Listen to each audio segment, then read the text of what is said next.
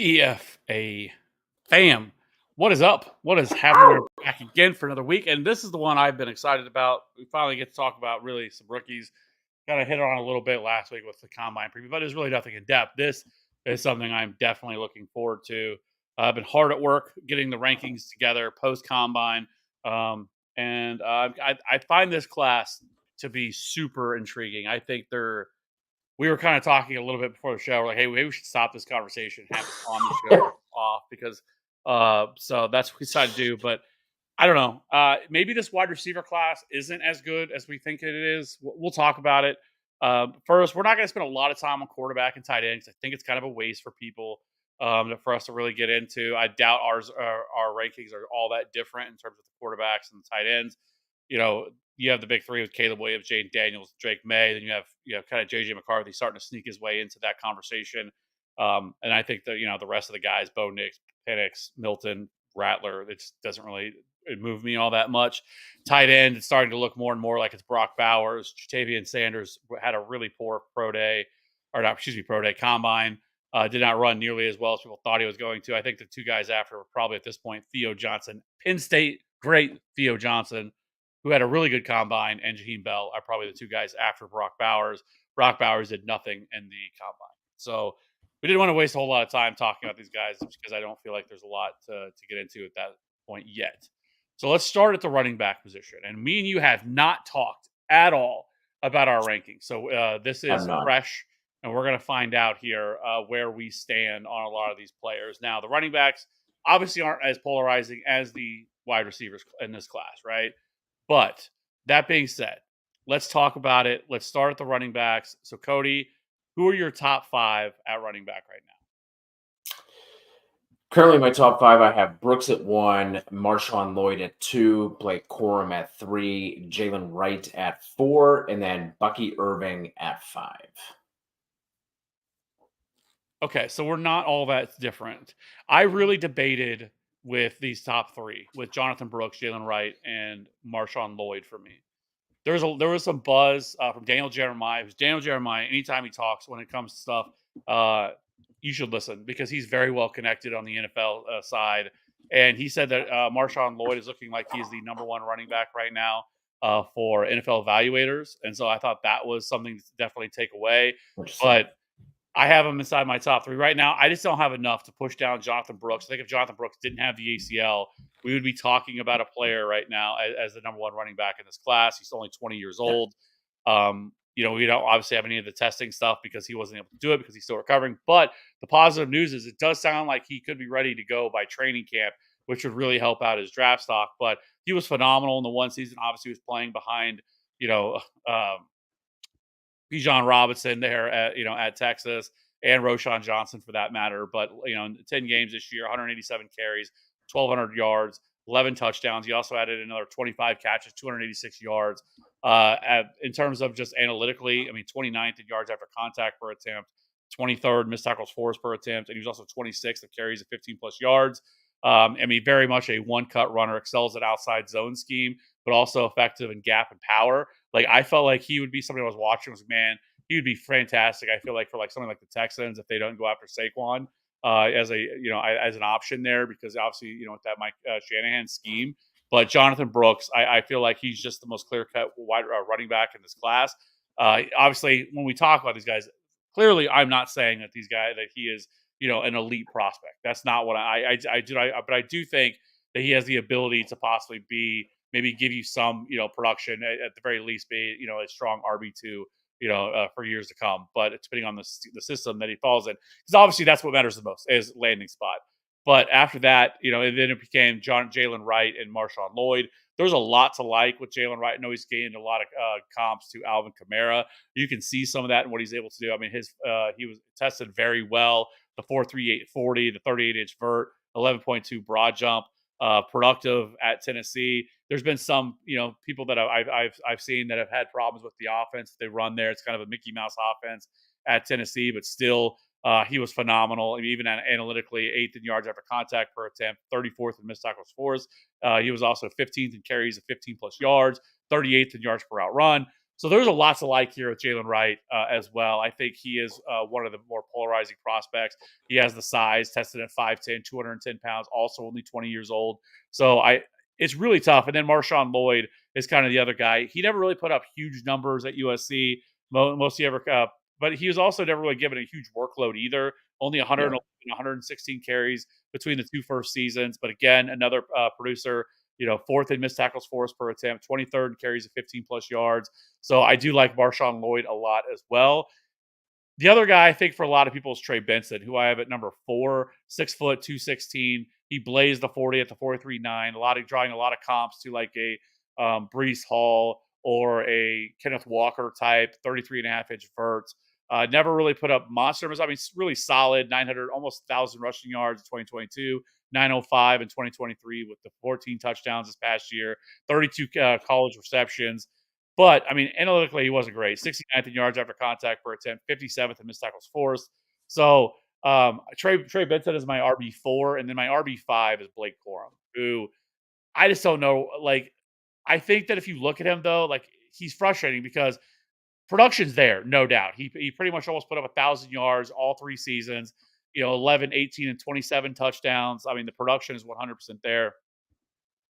He was 241st in yards after contact per attempt, 250th in missed tackles forced per attempt, and 62nd in carries of 15 plus yards, and 110th in yards per run. Like, there's nothing to like there.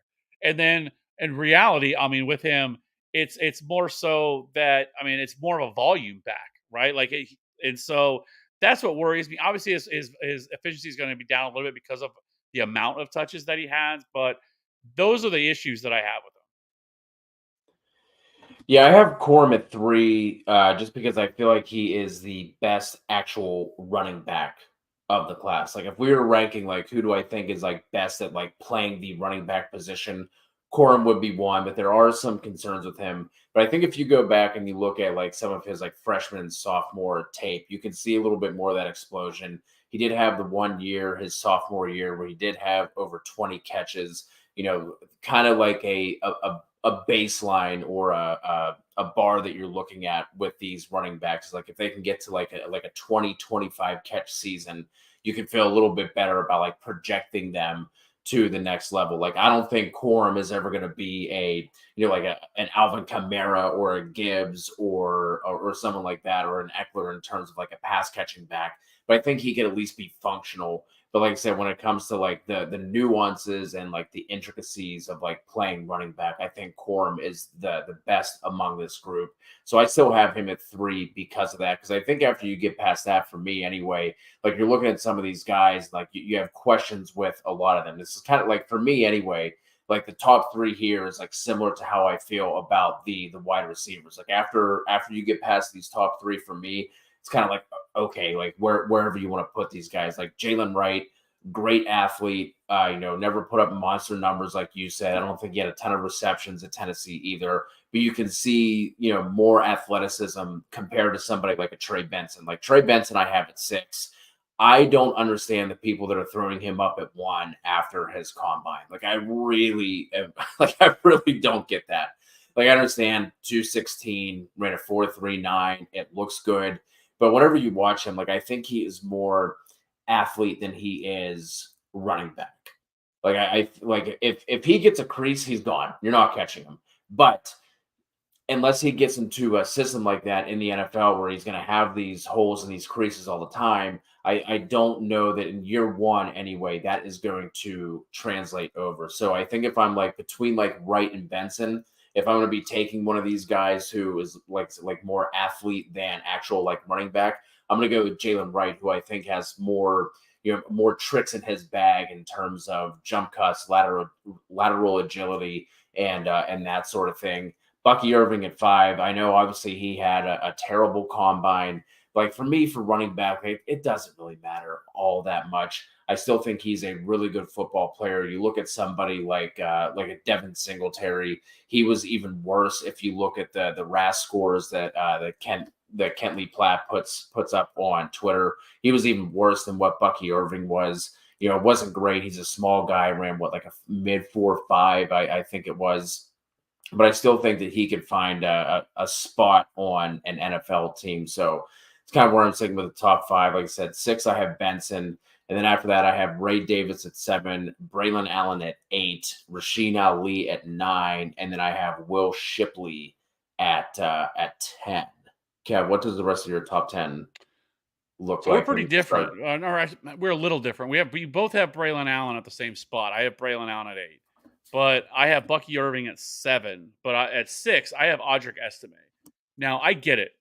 He did not. The 4.71 is all everybody talked about, but everything else he was phenomenal. I mean, he has 87th percentile burst. He did a really good job with everything else. The 40 time was there, but I don't think anybody really confused that. But things I will say is some of the things matched up with his burst. I mean, he was 5th in carries at 15 plus yards last year. He was also 13th in yards after contact per attempt. Production's been there in the 2 seasons, 920 rushing yards and 12 touchdowns in 2022. 2023, he had 210 carries, 1,300 yards, 18 touchdowns. And he's not something that you're going to confuse with some sort of an elite pass catcher or anything like that. 9 catches and 17 in 2023, but like he reminded me a lot of watching like a David Montgomery type, right? Like he's going to be more of your traditional grinder. I think he's a functional pass catcher. Like if you need to, use him, screens and stuff like that out of the backfield. But I think that's how you look at him. But I don't really understand the hate for Audric Estime right now. Like it doesn't really, I don't care about his 40 time. Like it doesn't really matter to me that he ran a 4.7. He's not going to be like a 3-down workhorse or anything like that. But I don't think teams are going to ask for that. But again, I think a David Montgomery, who was not a great very similar type of athlete as Audric Estime is. And I think he could be that 5'11, 221. He's only 20 and a half years old. He's produced both years that he was given the opportunity. And like I said, I mean, analytically, everything's there. And, you talk about the short area burst that he has. I mean, 5th in carries of 15 plus yards. So I really like Audric Estime. I don't understand. I actually thought about having, and I may end up doing that, putting him ahead of Blake Corum. I just like him a little bit better there.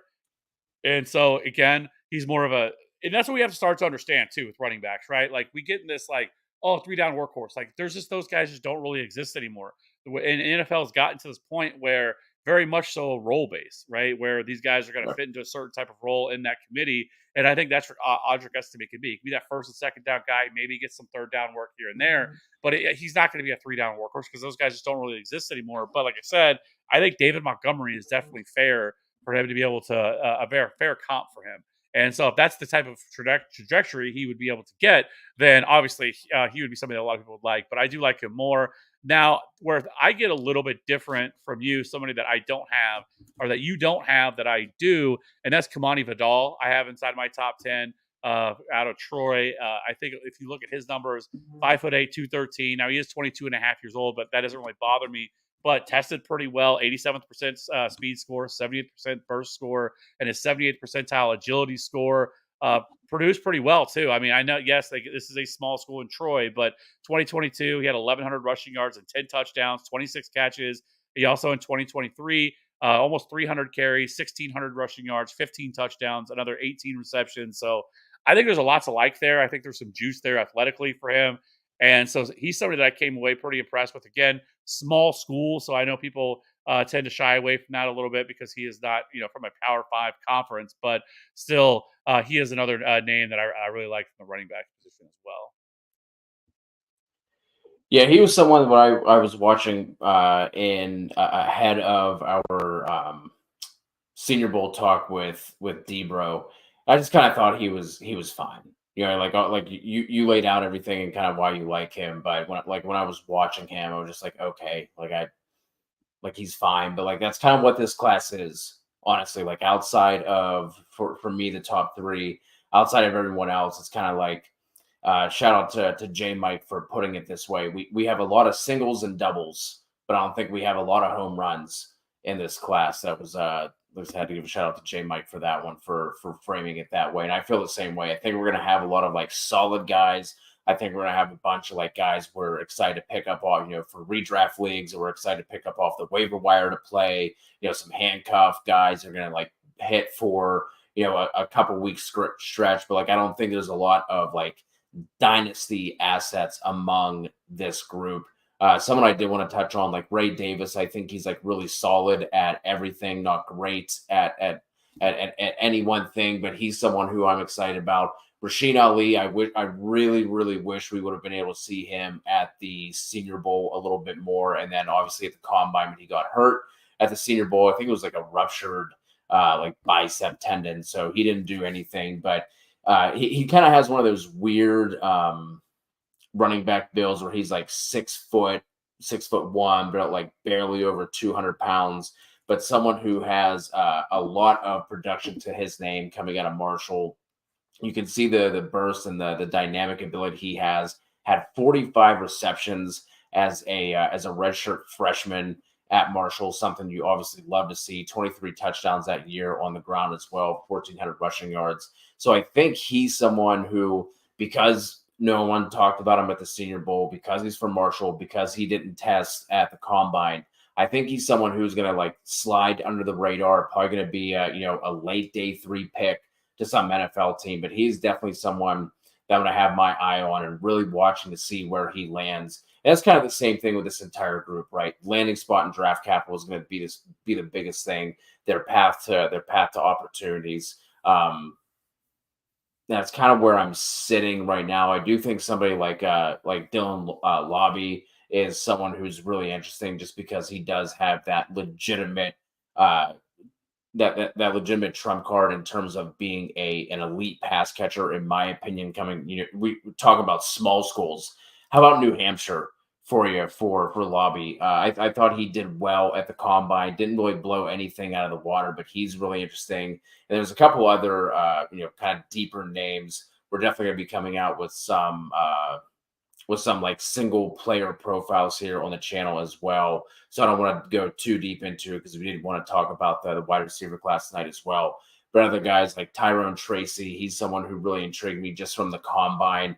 You look at him, he really stood out to me. I haven't dove too far into his tape or anything like that, but he's someone who's certainly interesting. I know everyone is all about the Guerendo from Louisville. I thought he was okay. I The think he's next going to Isaiah get Pacheco, that's what everyone's calling him. right. Dude, I was literally just about to say that. I think too many people are going to look at him as the next Isaiah Pacheco. But if Pacheco were on the Panthers, you know, what I mean, like, are we really Yeah, looking at Pacheco the way that we right. do? So if he can get to one of those spots, like I said, I think he's fine. I think he could have that, that type of, I guess, upside. But if you're hoping for that right out the gate, like a Pacheco, you like don't do that. Don't don't chase those kind of guys and those kind of outcomes. Oh, for sure. I mean, he fell into the perfect situation of where there was nobody else really there. I mean, but CH had been terrible, and just kind of everything worked out for him. Like, if you remember last year, Generic Prince was the next Isaiah Pacheco as well, and that didn't work out at all either. So, yeah, I'm not putting too much stock into that, but yeah, I mean, I don't think there's, past those guys. I think, especially in a class like this, like, there's not a whole lot else to get like super excited about. Like, I know there's like Kendall Milton in this, and Cody Schrader, who actually, I guess he pulled a hamstring or something like that on the 40. But there's some other name, Dewan Edwards, also at Georgia. But Yeah. I just don't think there's a whole lot of names past those guys like we already hit on. So let's actually move over to the wide receivers, because I think that's kind of the conversation we were having prior to this. And so I'll just say this: for me, my top five, it's no surprise, it's Marvin Harrison Jr., Malik Neighbors, and Rome Odunze. Like, I know there's been this conversation been going around on Twitter that Rome Odunze should be moved ahead of Malik Neighbors. I don't know why. Like why? Like, if you didn't before, like, I don't understand how you could all of a sudden move Malik Neighbors down, who didn't test. So he's waiting for his pro day, and I don't know. Like, I just thought that was wild to me. Like we put way too much stock into the combine and stuff that these guys are doing, like especially the Yeah. 40 time. That's really what it comes down to.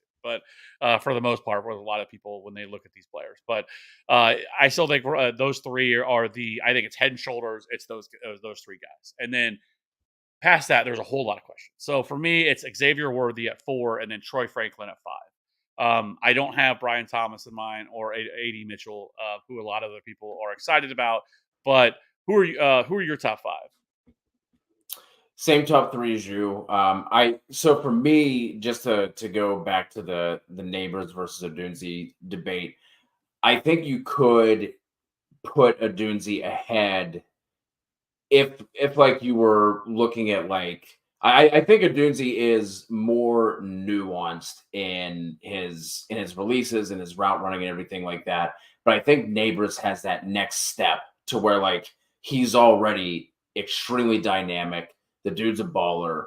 And if he can get to that place where Odunze is in terms of like some of the nuances of route running and kind of like attacking DBs, their blind side and things like that, then like I think he could end up being better than Marvin Harrison Jr. in this class. So I think that like depending on if you're ranking these guys in terms of like projecting them or kind of where they sit now, I could see that I could see putting a Dunzi at 2 ahead of Neighbors. I have the same 3 though. If you're in a dynasty league and you end up with any of these 3, and you're positioned to draft any of these 3, you turn in the card and you're extremely happy and you walk away from it. After that, I do have Brian Thomas at 4, and then I have Xavier Worthy at 5. So the thing with Brian Thomas, and I know we're probably going to get into this, 1-year producer. I don't think he had more than 400 yards in either of his first 2 years. Obviously, blew up in his second year and didn't even like really blow up. Right, he had the touchdowns to go along with the yards, but just went over 1,000 yards in his junior year. But he's someone who you obviously have to love the size that he's coming in. Ran that really good 40, tested well outside of that as well. So he's someone who, is he going to be an alpha? That remains to be seen. But I think with what he has already, he can step in somewhere and be a really good 2. And I think that's good enough. And then Xavier Worthy, I think a lot of people are obviously going to see the 40. They're going to think that he's just this downfield threat. I don't feel that way. And then depending on like where these guys end up in the draft, and Kev, you were talking about, excited to get into this class and talk about it and, really dig deep. We're going to be tearing all this shit up, in 2 months anyway, whenever we go over the post NFL draft rankings, because that's gonna really help split the hairs between some of these guys that we're kind of like waffling on right now. But like someone like if Xavier Worthy, and I don't think it happens at this point with him running the 4.21, but a really common mock spot heading into the combine was like the Chiefs of the Bills at the end of the first. I don't think he lasts to that point, but if he were to land somewhere like that, and then like a Brian Thomas goes to, I don't know, like the Giants or someplace where we're not that excited about, or even somebody like a Dunzi, I can see people talking themselves into putting Worthy at 3 ahead of those guys because of the landing spot. I think he's more than just a deep threat. Are you going to put him outside and have him go one-on-one against a 6'2" corner? No. If you do, you deserve to be fired. You put him in the slot, you move him around, you get him in motion, kind of get him those free releases. And but he's someone who is, we were talking about this beforehand, talking about a lot of these wide receivers that like don't have great production profiles. Worthy does have that under his belt, broke out as a true freshman. So like you had mentioned, kind of starting to see people talk about the warts in this class. I'm not there yet, but I do think that we're going to end up with a bunch of really good producers outside of the top 3. But I do think there's going to be some landmines sprinkled in there after the top 3. Yeah, so I mean, you mentioned Xavier Worthy, and I mean he's 5'11", but 165. Yeah, Now with that being necessary, I mean I think obviously he has the frame to not be able to alpha put more weight on, size. right? I mean with the 5'11", he could definitely stand to put on some more weight. But it is interesting because that's all everybody talks about with him is his speed, his 4.21 speed that he put up. But at Texas, he only had 6 deep catches, which is pretty low compared to most of all these guys in this class. Only 234 deep yards as well. So, like, that's not necessarily how he was utilized. I mean, a lot of what he was able to do is he was actually, top 5 in this class in terms of screen catches. I mean, he had 26 screen catches, 189 yards. So they did a pretty good job of getting him in space, gave him in space there to be able to do that. He had 119 targets, and, he had over 100 targets all 3 years that he was at Texas. But, I mean, if you look, he was 39th in missed tackles forced per attempt. He was also 39th in yards after the contact or yards after the catch per reception. And then he was but only 5 contested catches for Xavier Worthy. But again, somebody that produced almost 1,000 yards and 12 touchdowns in his freshman season. So he is one of the rare guys on this list of all these guys that actually has multiple seasons of production, where so many of these players didn't really do anything outside of their last year here. So AD Mitchell's the same way. I mean, he had 420 receiving yards his freshman year, 134 receiving yards, 845 his senior year. But I think then you look at somebody like Troy Franklin, who does have multiple years of production, but people I guess have knocked him a little bit because they didn't think he was he didn't run as well as they thought he was going to. I mean, I didn't really think a 4.41 is bad, but we also care too much about the 40 time for wide receivers. Like, it's not as big of a deal. Like, we see guys that that run slower, that are really, I mean, really a lot of times it's the average athletes, I guess, the way you look at them, not the guys who go out and just run blazing 40s are the ones that end up producing. We fall all over ourselves with this every year with a Christian Watson or Jonathan Mingo last year, who NFL teams fell all over, and we had the Panthers take in the second round, who just haven't done anything because they were really raw. They didn't have the production, and they just had athleticism. And athleticism doesn't necessarily play. But I look at Troy Franklin, who does. I mean, 2022, he had 61 catches, 891 yards, and 9 touchdowns. And then last year, he had 81 catches, almost 1,400 receiving yards, and 14 touchdowns.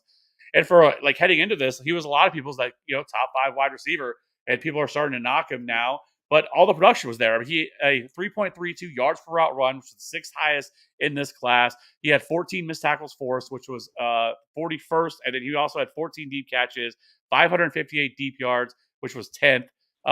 So yeah, he doesn't have your blazing speed that I guess you were looking for with Troy Franklin, but like, I don't know, could he be like a Sammy Watkins type wide receiver, very good after the catch? Like, I think those are all things that you can look at with Troy Franklin, and I don't necessarily see why people have knocked him so much. I don't really get it either. I have him just outside. I have him at 6. I have him a little bit lower just because I think he could be a good 2, but I don't know if he would ever be a legit 1. And that's not necessarily a bad thing. But I don't know if that's someone who you're going to funnel targets through. I just have a couple of questions just about, like, I guess his overall play strength. He's a little bit lanky at just under a $180, but sitting at 6'2". I don't get it either. I think a lot of people are looking, I guess, at the gauntlet drill he ran where he was swerving all over the place.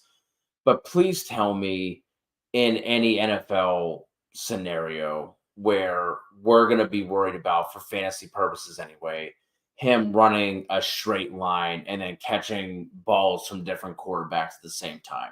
Like, that's like, I think some of these drills, do help and they do translate.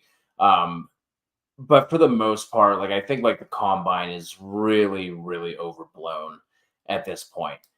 We talked about this whenever we did the combine show. Is it going to impact NFL draft stock? Yes. Is that then going to impact where we put these guys? Of course. But if you're like really swinging guys up and down based on what happens over a 2-hour span when these guys are in spandex and doing things that they will almost never do on the football field, like, it's not the way to do it.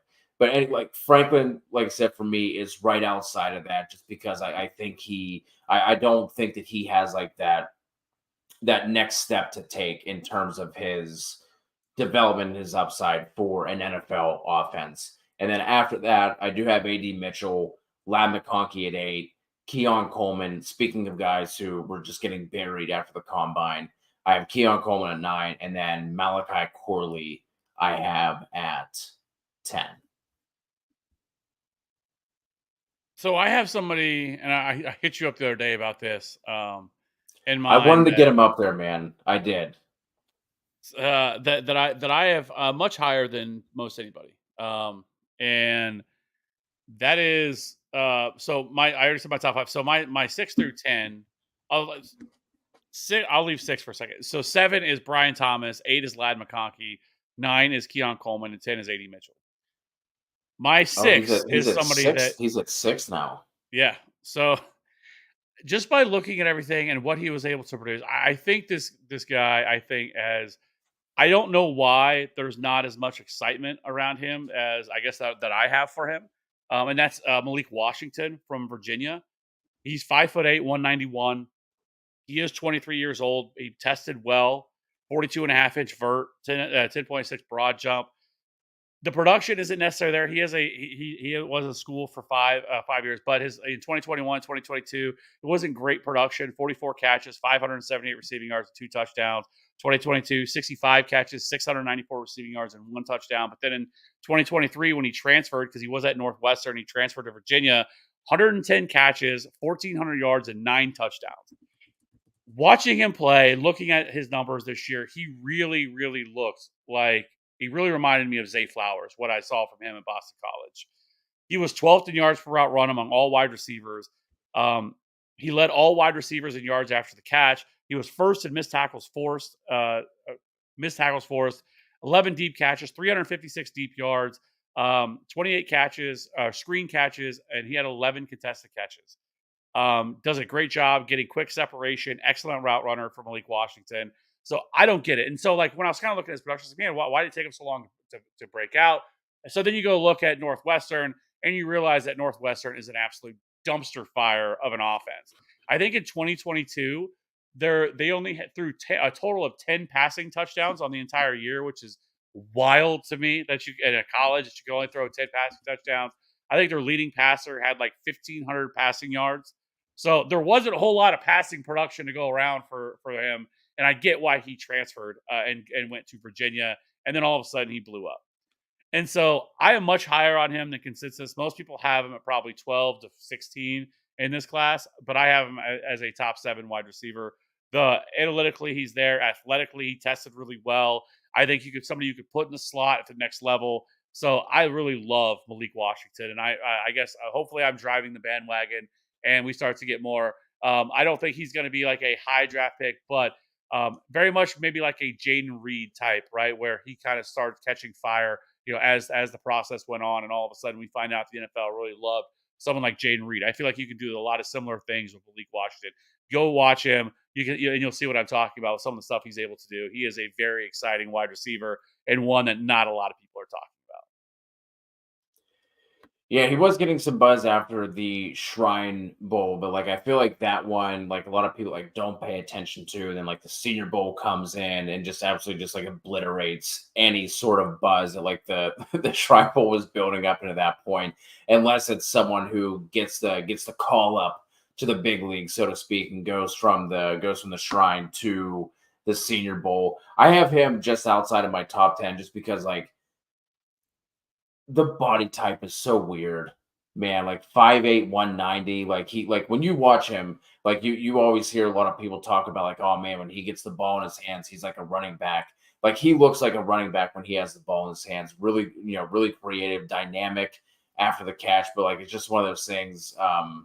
Like I was talking about with like a Troy Franklin. It's like, man, is he going to get the prerequisite amount of like targets and feature in an offense that for fantasy purposes anyway. Like I think he's going to be a really fun chess piece, and I think if like the people that are doing like the who's the next Debo type thing, I think he probably has like the best chance. Honestly, like whenever I watched him play, like he reminded me more of like a Debo than like a Malachi Corley, for example, that like a lot of people are trying to say like that's who reminds them of Debo out of this class. For me, I think it's more Malik Washington, but I think that's why we don't have the buzz, right?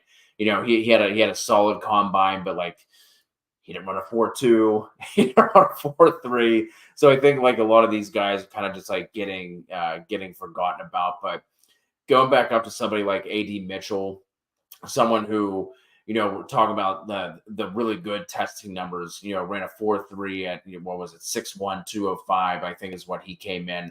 I don't necessarily see that consistently whenever I watch him. Now, whenever he gets that runway and he's able to kind of like get behind defenses and you see him get targeted deep, you can see that. But like when I was watching him kind of like in the intermediate levels of the field. Like I wasn't getting like that 4.3 type of speed, but if he's someone who can put it together, and we're talking about another one who didn't really blow your doors off in terms of a production profile in college, but I do think that because of that size, because of his testing speed, if he can put it together, he's someone who's really interesting. Lad McConkey, had a ton of buzz at the Senior Bowl.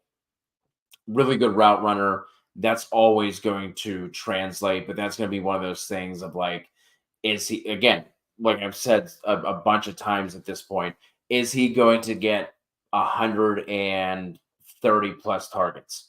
We don't know yet, right? But I think with the way that he wins, what he does, that does translate to the NFL. I know we're supposed to hate Keon Coleman. I know it's a thing everyone's been doing is, just crushing Keon Coleman because of the combine he had.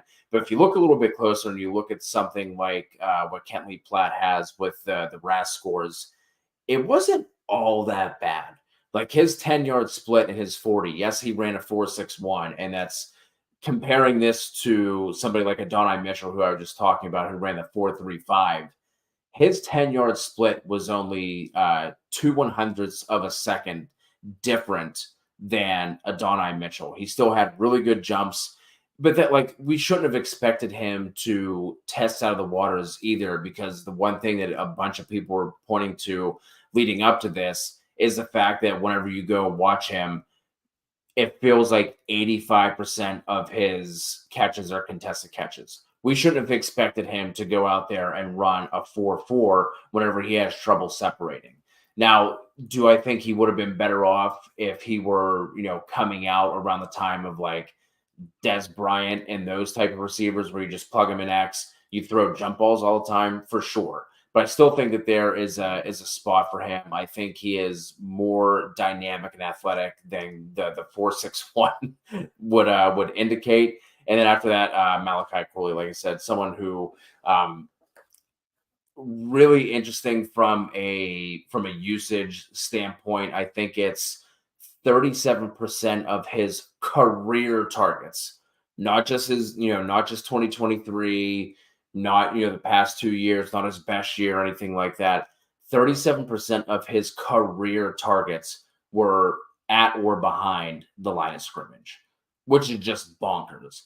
But I think he is someone who has the ability, like that's one of the things that makes watching these guys and, looking at their analytical profiles and everything makes it so difficult, because you have to try and make is that because he can't run a full route tree, or is that because like he wasn't asked to do anything else? I'm in the camp of like the latter, of like he wasn't really necessarily asked to do much outside of that, because we're talking about Western Kentucky. We're not talking about the year where they were setting records for their offense. It did take a step back, but I do think he's someone who is going to end up with maybe late day 2 capital, who could be that kind of like chess piece. And I've said this a bunch of times already, but I see him more used how Jaden Reed was with Green Bay this year than Deebo Samuel. I don't get the Deebo Samuel comps.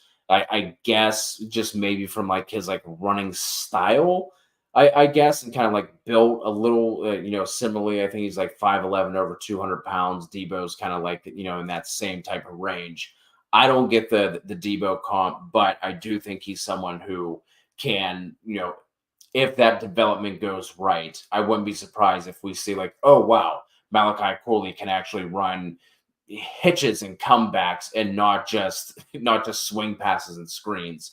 So he's someone that I'm interested in. And then we could end up having a 2-hour long conversation on all of the names after this. And we'll definitely get into it at some point, especially after the NFL draft. But there are so many wide receivers you can try and make a case for. Ricky Pearsall, Xavier Leggett. We didn't talk about Roman Wilson. I'm sure we have people screaming at this point that we're not talking about the guy who apparently blew the doors off of the Senior Bowl. Haven't mentioned his name. 2 different Washington receivers outside of Rome Odunze. So this is going to be really, really interesting to watch how this all plays out over the next 2 months.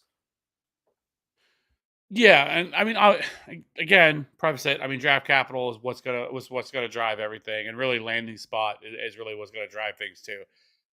As we know, they're with that's how this is with all these guys. But and so things are going to change. And I would bet that you could probably go to place, whatever, whether it be through rankings or podcast or whatever. And most people's top 12 are going to be extremely different.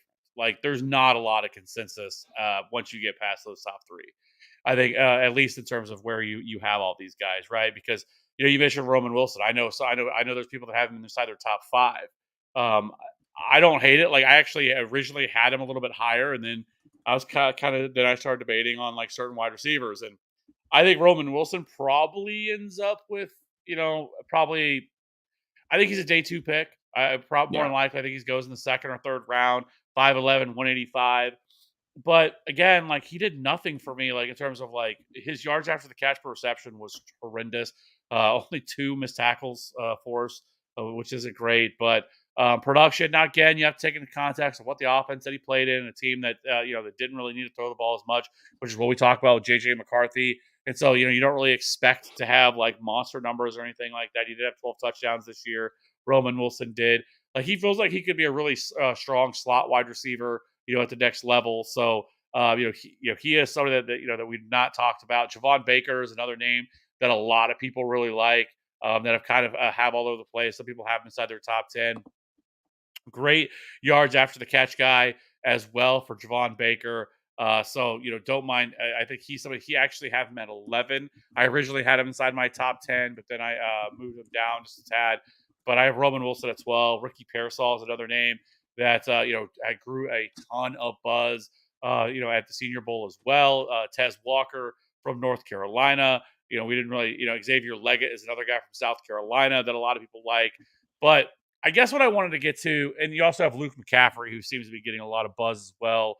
Yeah. Had a pretty good combine, kind of raw prospect, but obviously has the name McCaffrey with his brother and obviously his dad, Ed McCaffrey. So, but the thing that we were talking about before this, and I guess we can talk about it now, is there's a lot of stuff coming out about a lot of these wide receivers that like haven't really been great, right? Especially Brian Thomas and AD Mitchell are probably the two poster childs of this. That like all of their other supporting numbers are bad. Like in terms of their career yards per route run, they're both below two. Which if you go look at the name of wide receivers that have that since I think it's since 2015, they're terrible wide receivers. There's not a name on there that you're excited about, right? In terms of those comps. Now, everybody's different. There can be outliers and stuff like that. I get it. I get it with Brian Thomas and AD Mitchell. Both of those guys are uber athletes. But as we talked about, guys like Terrace Marshall exist. Guys like even more so a Jonathan Mingo exists. Like those guys, Jonathan Mingo was an incredible athlete. I mean, he kind of stole the combine last year. Everybody was talking about him. He was kind of, and not a lot of people were whole excited about him. And look, he went in the second round, but he did nothing. Like he had a terrible rookie year for the Panthers. Now it was with the Panthers. Maybe he breaks out. We'll see. But that's what worries me. Like people that have Brian Thomas and are so confident, and I wouldn't be surprised if Brian Thomas or AD Mitchell go in the first round. But I still think there's a lot of bust potential there between those two. If one of them broke out, it wouldn't shock me. But that's what worries me the most about those two, because I think there's a lot of different things that can happen with this class. Like originally, it was this class is amazing, this class is awesome, this class is elite, and I think we're starting to get to a point where it's like, I don't know if it's elite. Like I think the top three guys are absolutely elite, and then I think there's a lot of conversation. Again, I think there's some wide receivers are going to come from this class that aren't those three, that are probably like solid wide receiver twos in fantasy. Maybe some wide receiver threes I think are definitely coming from this class. But in terms of your rookie draft, like it's going to be hard to predict. Like these guys are going to be taken with some pretty heavy draft capital because running backs are absolutely being pushed down. Like, do you think any running back at this point is going to go in the first round of a rookie draft? Because I don't think so. I think they're all going to go in the second or start to go in the second round. I think maybe in one quarterback leagues, like you could see someone slide, depending on, again, landing spot, draft capital, all that stuff. But in super flex leagues, I don't see it. I don't see that happening in the first round. So, but with Brian Thomas, I think like you can like start to like come up with like not necessarily excuses, but you can kind of like start to paint a picture of like maybe why that is for him. I mean, Jaden Daniels was not what we're talking about. Jaden Daniels now last year, right? Only less than 3,000 passing yards, 17 touchdowns, nothing like the year that he put up. Also, guys, once upon a time, guys like Kayshawn Booty, who were big names in Devy circles. So like LSU did have some other guys there. We saw what happened once Jaden Daniels became was put on God mode this year, and then with AD Mitchell, at Georgia, what even George Pickens, like what wide receiver from Georgia have we been excited about the past couple of years? Now, obviously, Lad McConkey this year, Brock Bowers breaking out, but then he transfers, and now you put him with Xavier Worthy getting round one capital, Jatavian Sanders. I know he had the bad combine, but again, if you actually watch the dude play, he does not play the way that he tested. He plays much faster and more athletic than the way he tested. Then you put him in in that situation, and obviously had a career year, which not a high bar, because he never surpassed 900 receiving yards. I think he ended up with like 890 or 850 this year at Texas. But then you have Quinn Ewers, who had all those weapons, and he's going back for his senior year because he wasn't getting the kind of draft stock that that he was obviously hoping for. So I think with those guys, you can like start to like paint a picture, make an excuse, build a narrative, however you want to say it. Like those two guys specifically, I think you can like make some context around it to like give them kind of give them a pass almost. But there are 100% going to be some landmines in this group. But I still think that it is deep enough with a bunch of different type of receivers that like if you miss on your round two wide receiver you take in your rookie draft, your rookie dynasty draft rather, this off season, you still have a chance to hit on somebody in round three, round four, potentially. Someone's still gonna be out there left on waiver wires, like a Puka. Obviously, I'm not saying that anything is going to be to the point of what Puka did, but he was definitely out there in some waiver wires at the beginning of the NFL season, depending on when you had your NFL draft. So I mean your rookie draft rather. So definitely going to be guys that like fill the void. And I still think this is a really solid wide receiver class, but you can definitely start poking holes in a lot of these guys after the top three, like I was saying with with how I felt about my running back rankings. But I think with some of these guys, and then you look at the Washington receivers with McMillan and Jalen Polk, you can make those same type of like, okay, well, I can see why they didn't get to these certain thresholds that we're kind of looking at in terms of building like a solid analytical profile for some of these rookies. Yeah, and I think some of them you have to look at too. That like like a Brian Thomas, for example, that he is in an offense with Malik Neighbors, and so obviously Malik Neighbors, was getting most of the attention, and seeing a lot more, seeing a lot of targets, and so some of those things could be, you can put that out there that that those are things that we should take into consideration. Also, AD Mitchell, you talked about, playing at Georgia. Georgia's never been like a prolific passing offense. That is not really their style there. So that as also, could be and then he finally transferred and had one of his better seasons. Like I think athletically they're there. It's just there's just a lot of question marks here for a lot of these players that we've kind of talked about, and so that's one thing. And I guess I asked this because I in a super flex rookie draft, we know the top seven are going to be Caleb Williams, Jaden Daniels, Drake May, the three wide receivers, and Brock Bowers. Like that is your top seven. I would say outside of something shocking happening between that, I feel pretty confident. If you had a outside of a top seven rookie pick, if you had the 108, would you trade it for like try to get like first and a next year first or something like that instead of holding on to this, knowing that there's going to be quite a few um there's going to be some landmines here. I don't necessarily think so, just because I think the NFL draft is going to vault somebody up, whoever that ends up being. Like, there's going to be somebody that lands at that goes to a Oh, for landing spot. sure. Xavier Worthy, if he gets drafted by the Chiefs or whatever, there's definitely going to be some other wide receivers going in the first round, and where people are going to get excited about it. But do you take advantage? Like, say Brian Thomas goes in the first round, goes top 20, and you're scared away from his profile, and maybe he doesn't really pan out. And people are going to be wanting to go get Brian Thomas. Do you trade that 108 to try to get more draft capital for next year's? Because next year's rookie wide receivers class, never mind. I'm already every time I go into PFF and I look at the premium stuff and I'm looking at all the stuff like Luther Burden is top 5 in like every category. He was better than Malik Neighbors and a lot of stuff, better than Marvin Harrison and a lot of stuff. So, anyways, Okay, we're not all talking right, about that. all right. That's not what my point was. My point was Put it back like in the trying to get some cage. picks for next year. Like, would you do that if you don't have a top 7 rookie pick?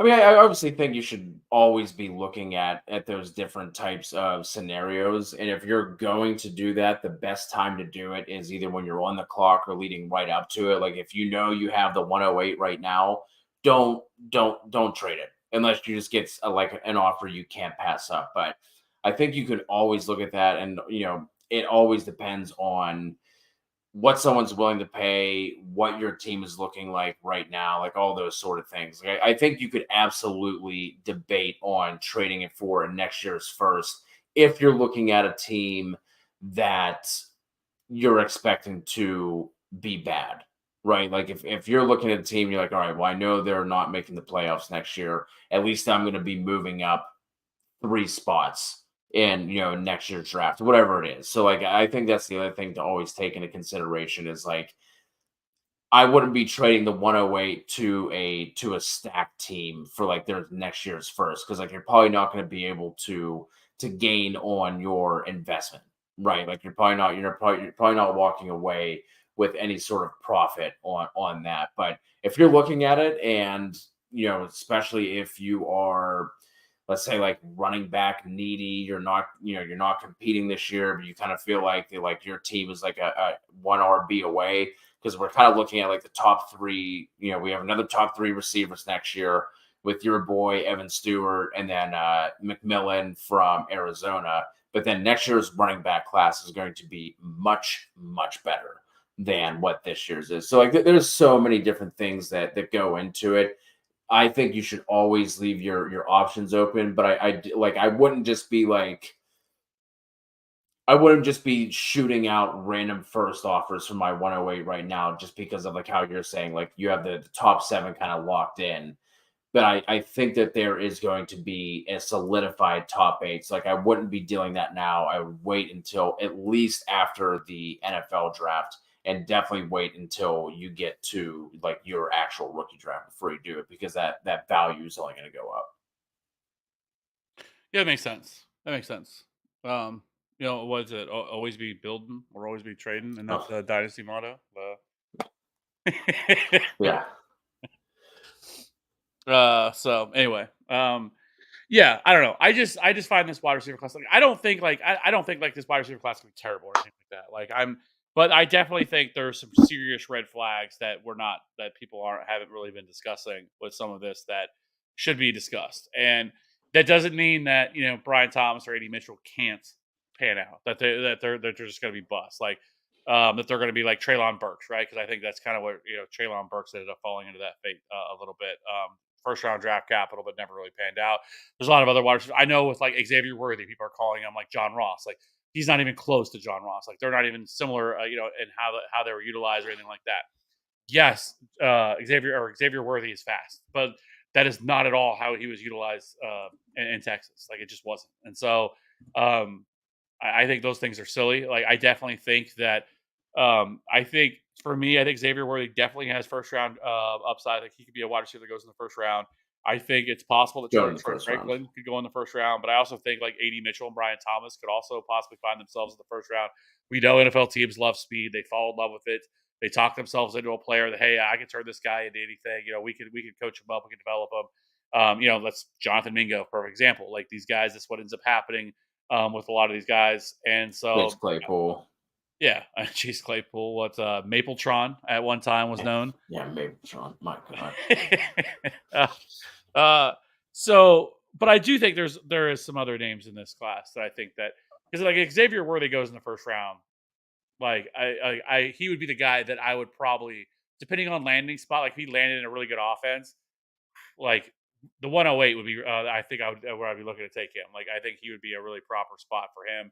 I know people are scared about his size. He's 165, but Tank Dell did pretty good last year at at sub 170 last year as well. So I don't think that's as big of a concern. And there's a lot of landing spots. Like we'll get to free agency next week. It's crazy that free agency starts next week. I think the tampering period is Yeah. Monday, and then I think Wednesday or Thursday is the when it officially opens. But it's crazy that we're already at free agency. But um, we had the some of the franchise tags already happened. So some wide receiver, like T Higgins, he got the franchise tag. Michael Pittman got the franchise Pittman.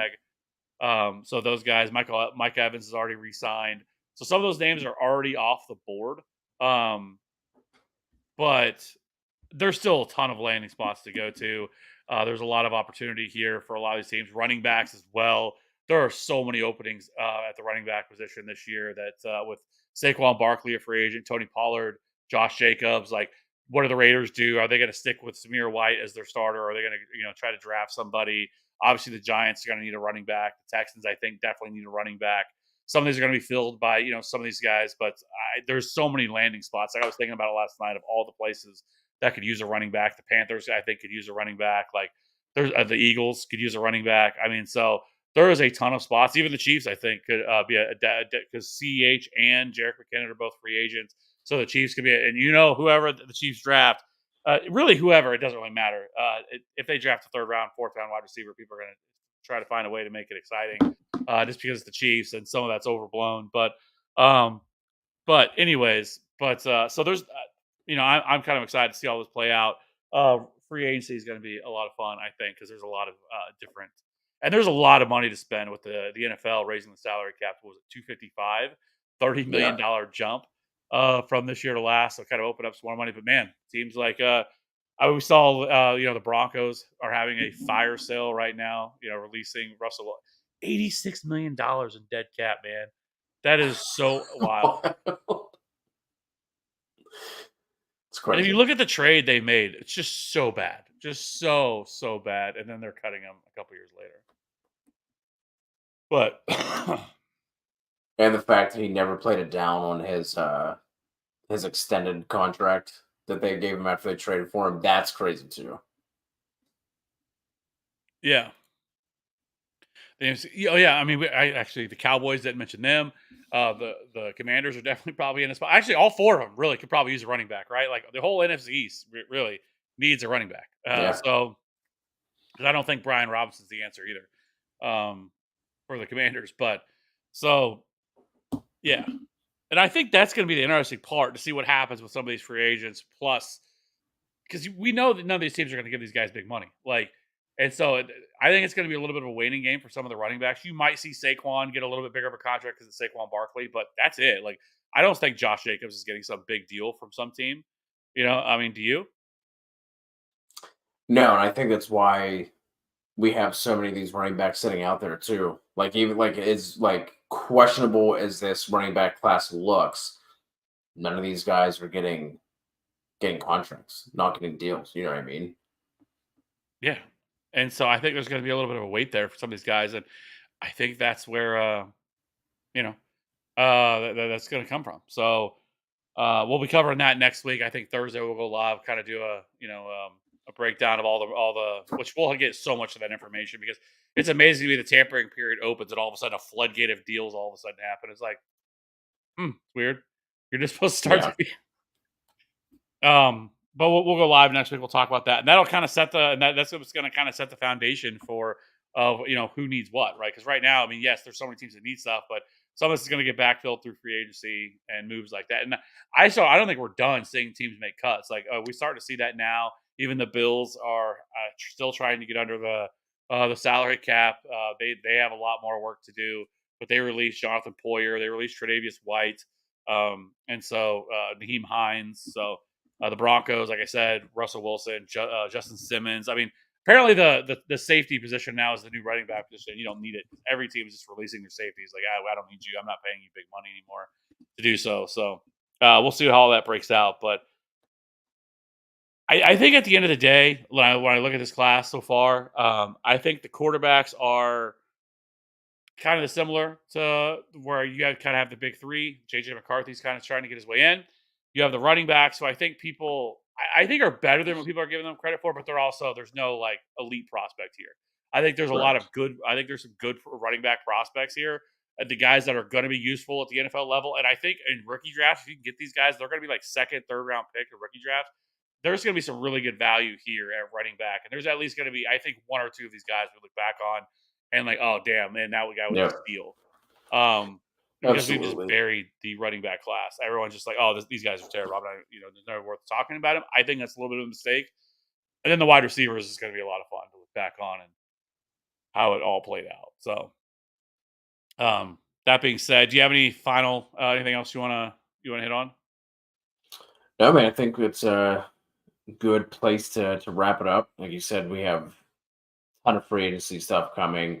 We'll be doing some mocks. Then, obviously with the draft happening, then we'll have more rookie rankings coming after that, and then we're gonna have some profiles in between now and then. So, still a lot to go over, still a lot to talk about, but I think it's a good spot to leave I it definitely want to get some mocks in. We haven't done a mock yet. We definitely need to figure out a time to get. At the very least, if we probably won't get it to it next week because we have free agency, but the week after, I would love to get in a little mock. Maybe see if we can get some people on, like J Mac or some other people. See if we can come on as we do it, Yeah, or maybe we do a live mock or something like that. But I think it'd be fun. for sure. Maybe Dwight, the people's champ. Haven't. Absolutely.